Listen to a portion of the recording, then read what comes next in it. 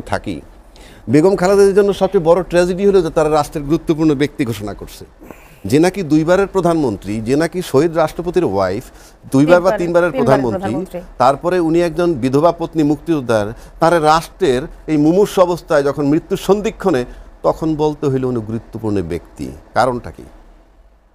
বেগম খালেদা জিয়া গুরুত্বপূর্ণ ব্যক্তি, এটা আমাকে বলতে হবে। আর বলবে যখন এই দলটা কি করছে এতকাল, শেখ হাসিনা না হয় জুলুম করছে, ফ্রম ডে ওয়ান কেন চাওয়া হয় নাই যে উনি রাষ্ট্রের গুরুত্বপূর্ণ ব্যক্তি? যেই পরিমাণ নান্য তারেক জিয়া খালেদা জিয়া শেখ হাসিনা দিছে তাকে, খালেদা জিয়ার গুণগান সবাই গাইবে, আমিও গাবো, সেটা ভিন্ন কথা। যেই পরিমাণ নির্যাতন শেখ হাসিনা করছে, আমি বিগত 15 মাসে আমি এই টিভিতে বিএনপির বহু লোক আসছে, তাদেরকে আমি শুনি নাই যে ডেইলি বলবে তারেক জি খালেদা জিয়ার উপরে কী নির্যাতন করা হয়েছিল, তারেক জিয়ার উপরে কী নির্যাতন করা হয়েছিল। এটা থাকতো রেগুলার সিরিজ, হয় নাই, আমি দেখি নাই। বরং এইরকম বড় দল ইনডাইরেক্ট বলছে ইনক্লুসিভ নির্বাচন হওয়া দরকার, এইরকম বড় দলও বলছেন, বহু জায়গায় ডকুমেন্টারি আছে।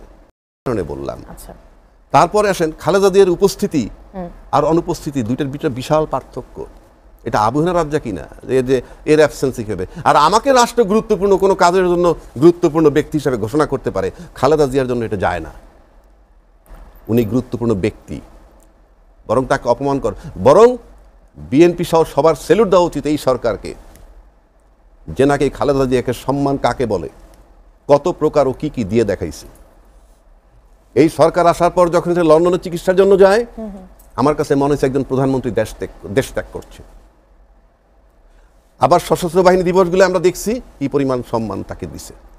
সেই সব দিক থেকে যদি আপনি বিবেচনায় নেন, তাহলে আপনি বলেন এই নেত্রীকে যারা ভালোবাসে ক্লেম করে, সে ছিল জিয়াউর রহমান সন জেট ফোর্সের মানুষ, জেট ফোর্স নিয়ে ব্যস্ত, তখন কিন্তু বেগম খালেদা জিয়া এই তারেক জিয়া এবং এই সন্তান নিয়ে মুক্তিযুদ্ধের ভিকটিম হইয়া মানবেতর জীবনযাপন করছে তাদের স্ট্যাটাসের তুলনায়।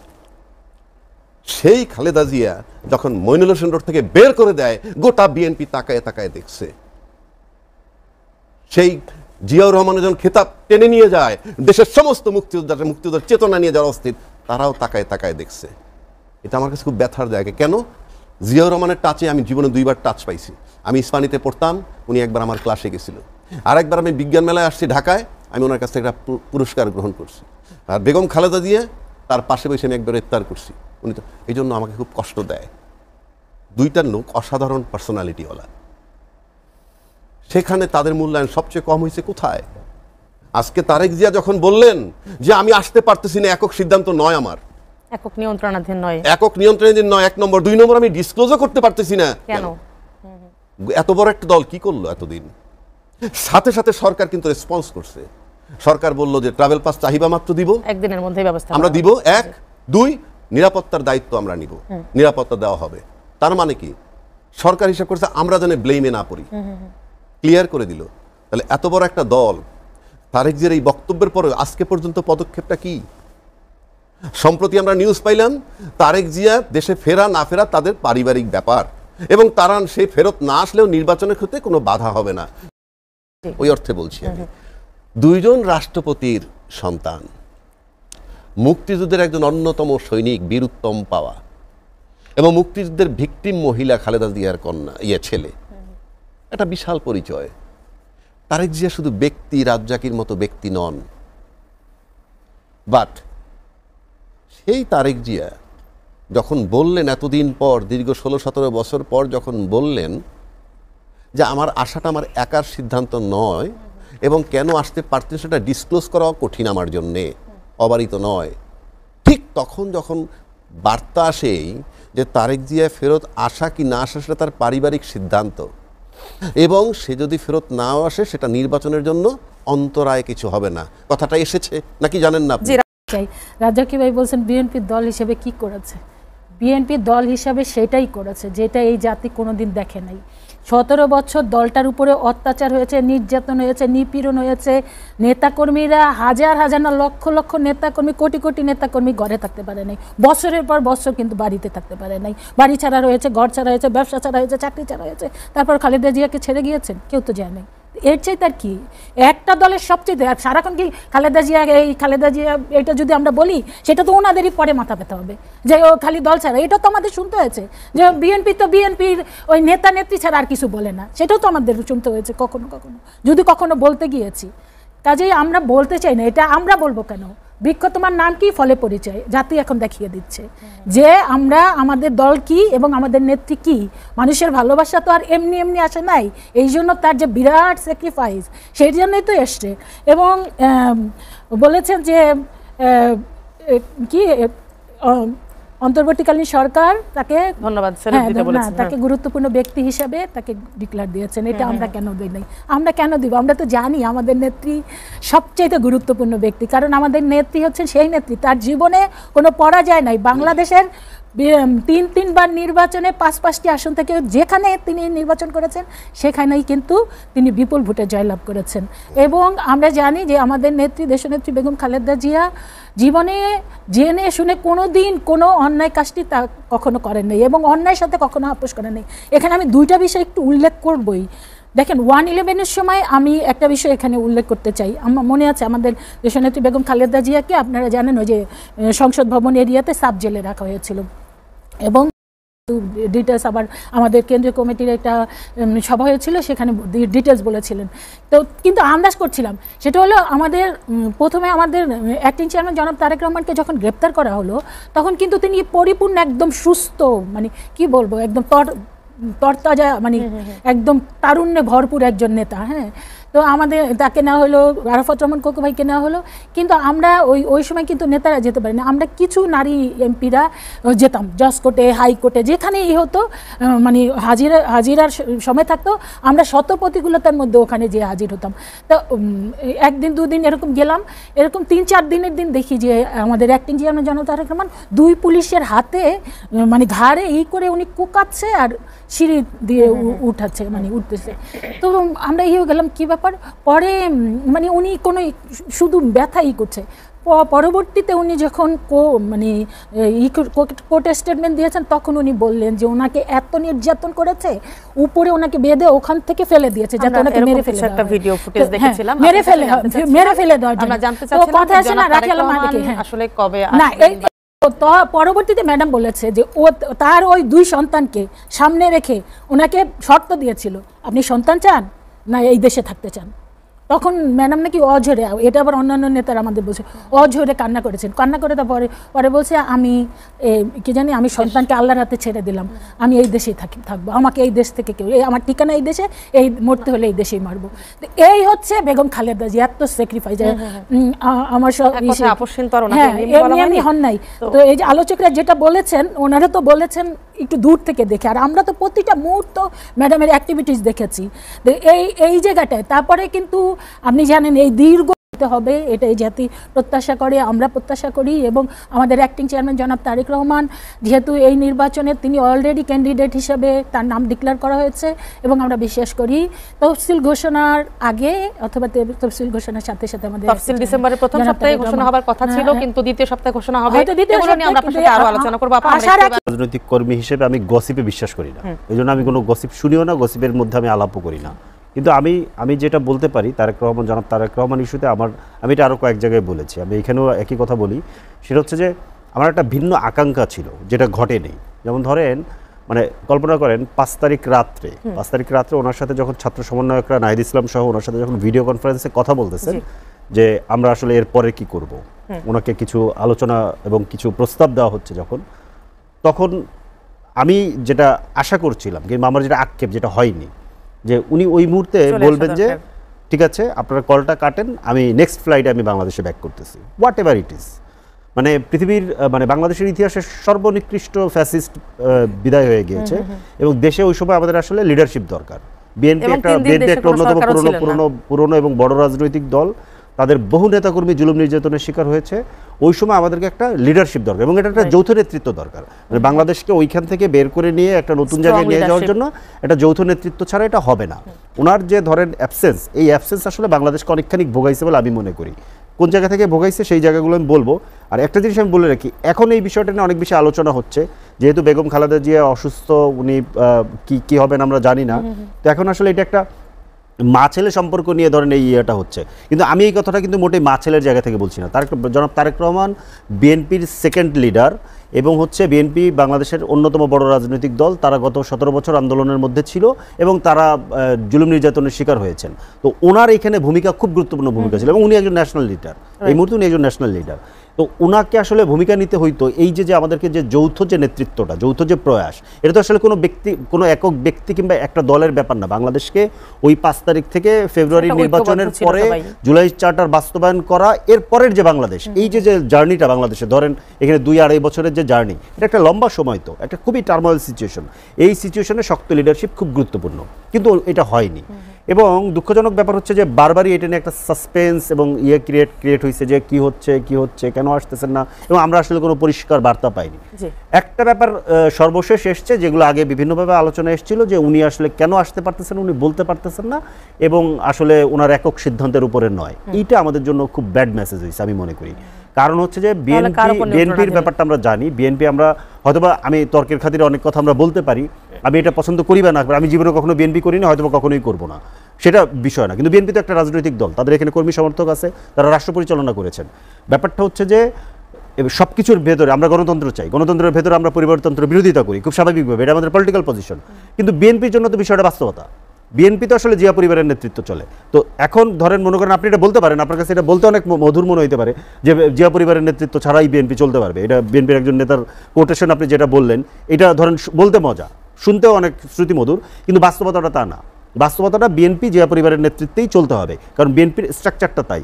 বিএনপি যদি এই স্ট্রাকচারের বাইরে যেতে চায়, বিএনপির দলের ভেতরে সংস্কার করতে হবে, সেটা ভিন্ন প্রশ্ন। বিএনপি করবে কিনা, জিয়া পরিবার করবে কিনা, সেই সিদ্ধান্ত তাদের উপরে। কিন্তু প্রশ্ন হচ্ছে যে ওনার যেই যে না থাকা, ওনার যেই যে অ্যাবসেন্স গত 1.5 বছরে আমাদেরকে অনেক জায়গায় ভুগিয়েছে, এটা আমরা ন্যাশন হিসেবে ভুগেছি। কীরকম ধরেন এই যে ধরেন বিএনপির একেবারে ধরেন তৃণমূল পর্যন্ত যেই মাত্রায় ধরেন চাঁদাবাজি দখলবাজির যে অভিযোগ, যতগুলো ধরেন আপনার ধরেন বহিষ্কার হয়েছে যতগুলো, এর বাইরে কতগুলো আছে এটা আমরা জানি না। এই যে ব্যাপারটা, এই ব্যাপারটা কেন হলো, আমি মনে করি যে উনি যদি উপস্থিত থাকতেন পরিস্থিতি অবশ্যই ভিন্ন হতো। এরপরে ধরেন মনোনয়ন ঘোষণার পরে যেভাবে ধরেন 2 পক্ষ 3 পক্ষ হয়ে যাওয়া, যেভাবে ধরেন রোড ব্লকেট করা, অগ্নিসংযোগ করা, মানে মনোনয়ন পাওয়ার জন্য, এই যে পরিস্থিতিটাকে নিয়ন্ত্রণ করার জন্য যে লিডারশিপটা দরকার ছিল, একদিকে বেগম খালেদা জিয়া অসুস্থ, আরেকদিকে উনি দেশে নেই, উনি থাকলে এই পরিস্থিতি হতো না। এরপরে এই যে রিফর্ম প্রসেস নিয়ে আমাদেরকে বিএনপির সাথে যেই পরিমাণ ধরেন টানাহেঁচড়া করতে হলো, আমরা সহ আরও অনেকের সাথে, আমি মনে করি তারেক রহমান সাহেব যদি দেশে থাকতেন, আমরা যদি ওনার সাথে সরাসরি আলাপ করতে পারতাম, মানে এটা কেন হবে না যে উনি একটা পলিটিক্যাল পার্টি করেন, আমরা একটা পলিটিক্যাল পার্টি করে, আমাদের সাথে ওনাদের ডায়ালগ হবে না, এটা হতেই হবে। উনি থাকলে এই জিনিসগুলো আসলে হতো না। এবং এখনও আমি মনে করি ওনার দ্রুততম সময় দেশে আসা দরকার। অবশ্যই মায়া ছেলের সম্পর্ক সকল কিছুর ঊর্ধ্বে, সেটা তো আছেই। পাশাপাশি বাংলাদেশকে এই যে ট্রানজিশনের মধ্যে আমরা আছি, এখান থেকে নেক্সট ফেজে নিয়ে যাওয়ার জন্য আমাদের যে যৌথ নেতৃত্ব দরকার, ওনার অনুপস্থিতি প্রতিদিন বাংলাদেশকে ভোগাচ্ছে, ওনার দ্রুত আসা দরকার। এবং আরেকটা আমি শেষ কথা বলবো, সেটা হচ্ছে যে ওনার যদি কোনো রিস্ক থাকে, এই রিস্ককে আসলে নিতে হবে ওনাকে, এই রিস্ক ওনাকে নিতে হবে। কেন আপনি খেয়াল করে দেখেন, বাংলাদেশ তো বটেই, দক্ষিণ এশিয়ায় এই ধরনের রাষ্ট্রপ্রধান কিংবা রাষ্ট্রনায়কদের উপরে অ্যাসাসিনেশনের ঘটনা নতুন না, এবং ওনার বাবা রানিং প্রেসিডেন্ট থাকা অবস্থায় অ্যাসাসিনেশনের শিকার হয়েছেন। ওনাকে এই রিস্ক নিতে হবে, জনগণ ওনাকে পাহারা দিবে, যদি আল্লাহর হায়াতে রাখে থাকবে, না রাখলে মারা যাবে, কিন্তু ফাইট করে মরতে হবে। এই জায়গায় কোনো ধরেন মনে করেন যে এই গার্ডস ওনাকে দেখাতে পারতে হবে। জি, আমরা সেই প্রত্যাশা করি যে তিনি আসবেন। এবং এখন কথা বলতে চাই অ্যাডভোকেট আবু হেনা রাজ্জাকি, রাজনৈতিক বিশ্লেষক। আপনি কি বলবেন এই যে তারেক রহমানের উপস্থিতি অনুপস্থিতি নিয়েও যে উৎকণ্ঠা, এবং একই সাথে আপনি নিজেই বলেছিলেন যে নির্বাচনী উৎকণ্ঠা, কোনটা বলবেন আগে? দুইটাই বলি। তারেক জিয়া মানে তারেক রহমান সাহেব বাংলাদেশ ওনার একটা ব্যতিক্রম পরিচয় একমাত্র তারেক জিয়া হোল্ড করেন, যার বাবা ছিলেন রাষ্ট্রপতি, যার মাও ছিলেন রাষ্ট্রপতি। রাষ্ট্রপতি কোন অর্থে সরকার প্রধান, কিন্তু যেই দলটার জন্য গুরুত্বপূর্ণ, সেই দলটার শিরোমণি যখন অন্তিম সজ্জায়, তার নেক্সট ম্যান যখন আসতে পারতেছেন না, তার আতঙ্কের কথা বলছেন, শঙ্কার কথা বলছেন, ঠিক তখন এই বার্তাটা ব্যক্তিগতভাবে আমার কাছে গ্রহণযোগ্য না। এখন যদি বলেন পারিবারিক নেতৃত্ব, সেটা হয়তো আমি পছন্দ করি না, সেটা ভিন্ন কথা। পারিবারিক নেতৃত্ব কারণেই আজকে আওয়ামী লীগ যেমন একটা সভানেত্রী নেতা এখনও বানাইতে পারে নাই, বহির্বিশ্বে থেকে এখনও কিন্তু নেতাগিরিটা ছাড়ে নাই, যতক্ষণ শ্বাস ততক্ষণ আশ, এখনও কিন্তু আওয়ামী লীগের নেতৃত্ব ছাড়ে নাই, সেটা ডিমেরিটস। কিন্তু যেহেতু ওই স্ট্রাকচারে একটা দল, সুতরাং পার্টির টপ না থাকলে কিন্তু ওই পার্টির নেতৃত্ব রাখাটা কঠিন। এখন আসেন, নির্বাচনে প্রভাব পড়বে না, নির্বাচনের গুরুত্বটা কেন বেশি? কেন বেশি? এই কারণে আপনি ইতিমধ্যে দেখছেন বাংলাদেশ পয়দা হওয়ার পর এরকম কোনো নেতা আসে নাই যিনি শেখ হাসিনার মৃত্যুদণ্ড দিতে পারে। যত কথা আমরা মুখে বলি, বাংলাদেশে কোনো রাজনৈতিক সরকার ক্ষমতা এসে থাকলে এটা করতে পারতো না। দ্বিতীয় কথা আসেন, সার্ভিং 14 জন অফিসারের বিরুদ্ধে গ্রেপ্তারি পরোয়ানা ইস্যু করেছে। বাংলাদেশে কোনো রাজনৈতিক নেতা নাই, আজকে পর্যন্ত নাই, আমার চ্যালেঞ্জ। তৃতীয় আসেন, যেখানে বলা হয়েছিল বিডিআর হত্যার বিষয়ে full stop, no ifs and buts, আবার তদন্ত কমিশনের রিপোর্ট আসছে, এটা কিন্তু তামাশা নয়। তারপরে যখন আপনার জেনারেল শাকিলের ছেলে বলে কোনো কাউকে ছাড় দেওয়া হবে না, সবগুলার বিচার করা হবে, তখন বুঝতে হবে পরিস্থিতি স্বাভাবিক নয়। কেননা জেনারেল শাকিলের ছেলে নিশ্চিত করে জানে রাজনৈতিক দল ক্ষমতায় আসলে এই বিচার প্রক্রিয়া আর আগাবে না। তারপরে যখন এসে বলতেছে, সেই খবর তারেক জিয়া পর্যন্ত নিশ্চয়ই আছে। সুতরাং অনেক কিছু ক্যালকুলেট করার ব্যাপার আছে, নাম্বার 1। নাম্বার 2, ইউনূস সাহেব বলছে ছাত্র আমাদের নিয়োগকর্তা। আজও পর্যন্ত এই দেশের রাজনীতিবিদরা খুঁজেই পায় নাই ইউনূস সাহেবের ছাত্র কারা। তারা মনে করে সার্জিস আলম, তারা মনে করে বলে বিচার হতে হবে। তখন বুঝতে হবে জুলাই আন্দোলন চলমান, শঙ্কা চলমান। সুতরাং তারেক জিয়ার সিদ্ধান্ত নেওয়াটা আসলেই কঠিন। তারপরে যখন এই বার্তা চলে আসে, তার আসা না আসা পারিবারিক ব্যাপার, এবং সে যদি না আসতে পারে, সেটা নির্বাচনের ক্ষেত্রে বাধা হবে না। All these are very painful. সুতরাং আপনার শঙ্কা, উৎকণ্ঠা প্রমাণ করে দিচ্ছে তো। আপনি এই যে নির্বাচন নিয়েও তো একটা উদ্বেগ উৎকণ্ঠা রয়েছে, নির্বাচনের মাঠে নিরাপত্তা নিয়ে উৎকণ্ঠা, কত পুলিশের নাকি অস্ত্র চলে গেছে, সেটা এখন রিকভার হয় নাই, সেটা উৎকণ্ঠা। আপনি যদি মনে করেন যে কি বলে খালেদা জিয়া ফিরবেন কি, ফেরত আসবেন কি না, খালেদা জিয়ার উপস্থিতি, ফিরে আসা একরকম, ফিরে না আসা আর একরকম। উনি যদি আজকে, আল্লাহ মাফ করুক, উনি যদি আজকে এক্সপায়ার করে যান, তাহলে কিন্তু উনি ছিলেন symbol of unity of BNP, এবং সেই ইউনিটিতে সাথে সাথে গন্ডগোল বাজবে। এই কথাগুলো দিয়ে বোঝা যায়। শুধু বিএনপির উপর নাকি সারা দেশের উপর একটা প্রভাব পড়বে, সারা ন্যাচারালি আপনি রাজনীতির উপর আপনি যদি যখনই আপনি একটা এত বড় একটা দলের এরকম একজন নেত্রীর শূন্যতা হবে, তখন তাৎক্ষণিক তো একটা প্রতিক্রিয়া আছেই, এবং সেটা কোন দিকে যাবে আমি কল্পনা করে বলতে পারবো না। কিন্তু আমি বক্তব্য থেকে বললাম, যেই তারেক যে আসতে পারে না, যেখানে তাকে নিয়ে আলোচনা হবে, আজকে তারেক ধরে নিলাম খালেদা জিয়া নাই, তর্কের খাতিরে ধরে নিলাম, তাহলে তার ছেলেকে আনার ব্যাপারে সবাই থাকবে মানে মানে মানে একটা ভূমিকা থাকবে সেখানে। আমরা is getting rejection by their own party, তাহলে এই কথাটা আসবে কেন? বরং তারেক জিয়াকে কিভাবে আনা যায়, এবং তারেক জিয়া ডিসক্লোজ করা উচিত এখনো তার সংখ্যা কোথায়। সরকার কিন্তু তার দোষ এড়িয়ে গেছে, সুতরাং তারেক হয়ে যাব, নির্বাচন হতেই হবে।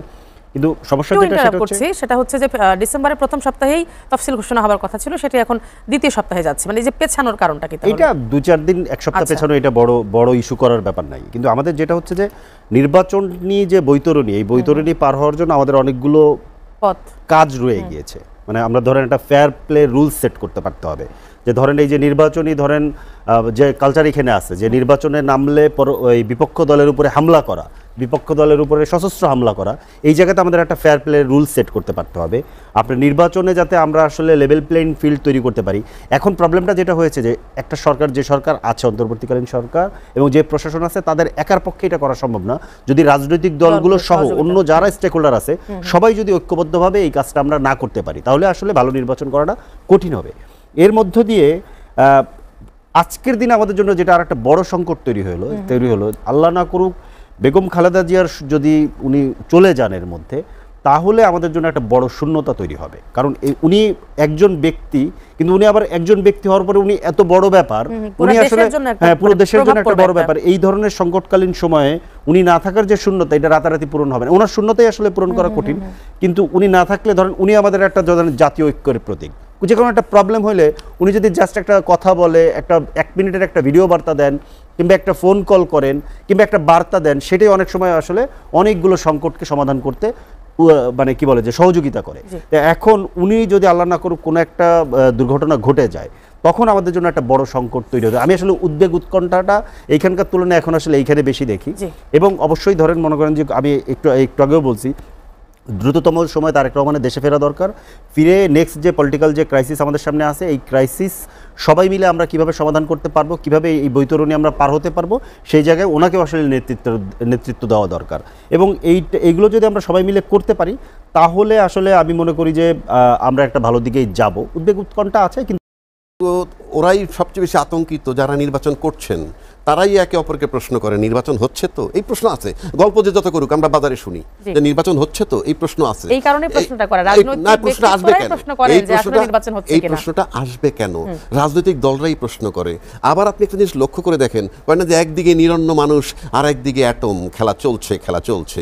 আপনি এই মুহূর্তে খালেদা জিয়া যে অবস্থাটায় আছে এবং তারেক জিয়া ফেরত আসতে পারতেছে না, ঠিক তখন যখন বলা হচ্ছেই যে তারেক জিয়া ফেরত না আসাটা তার পারিবারিক সিদ্ধান্ত, 1, 2 সে ফেরত না আসলে নির্বাচনের উপরে এর কোনো প্রভাব পড়বে না। এই যে বিষয়গুলা মানে মেলে না, কিন্তু সিচুয়েশনের সাথে মেলে না। এর মানেই না যে নির্বাচন আমার কিচ্ছু আসা যায় না, আমি নির্বাচন করব না, কিছুই আসা যায় না। নির্বাচনের পর আবার এটাও বলা হয়েছে আমরা জাতীয় সরকার গঠন করব, বলা হয়েছে যারা নির্বাচন করে ক্ষমতায় যাবে তাদের তো মানে তাদের পক্ষ থেকে। তার মানে কি? তারা নিশ্চিত হইতেছে যে নির্বাচন যদি কোনো রকম একটা হয়ও, প্রশাসনের যে দুরবস্থা, হারানো অস্ত্র রিকভার হয় নাই, যে 1 মাস আগে ডিআইজি পালায় যায়, 1.5 মাস আগে জেনারেল পালায় যায়, তার মানে প্রশাসনের অবস্থা ভালো না। একান্তই যদি নির্বাচনটা হয়েই যায়, সার্ভাইভ করা ডিফিকাল্ট হবে। সে কারণে আগাম বার্তা আমরা সবাই মিলে জাতীয় সরকার গঠন করব। অথচ করার কথা ছিল এটা 5ই আগস্টের পরে, যখন ক্রাইসিস টাইম। আপনি নির্বাচন হয়ে গেলে আবার জাতীয় সরকার কিসে?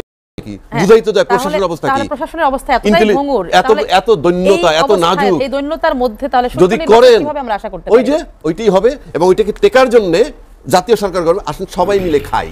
বিষয়টা এইরকম, সবাইকে যদি ভাগ দেওয়া যায়, সবাই মিলে আমরা জাতীয় সরকার গঠন করি। আপনি 5ই আগস্টের পরে করেন নাই, আপনি নির্বাচনের পর করবেন, তাহলে আপনি বিরোধী দল কোথায়? এগুলা কি? এটা কি তামাশা নাকি? বিরোধী দল কেউ না কেউ তো হবে। কিভাবে হবে? আপনি জাতীয় সরকার গঠন আচ্ছা, আমি করলে এই জায়গায় একটা বিষয় বলতে শোনেন, চাই, জাতীয় সরকারের বিষয়ে একটু আমি বলি, আপনি পরে বলেন। আচ্ছা। শেখ হাসিনার সরকার বানাইছিল the peculiar country in the world.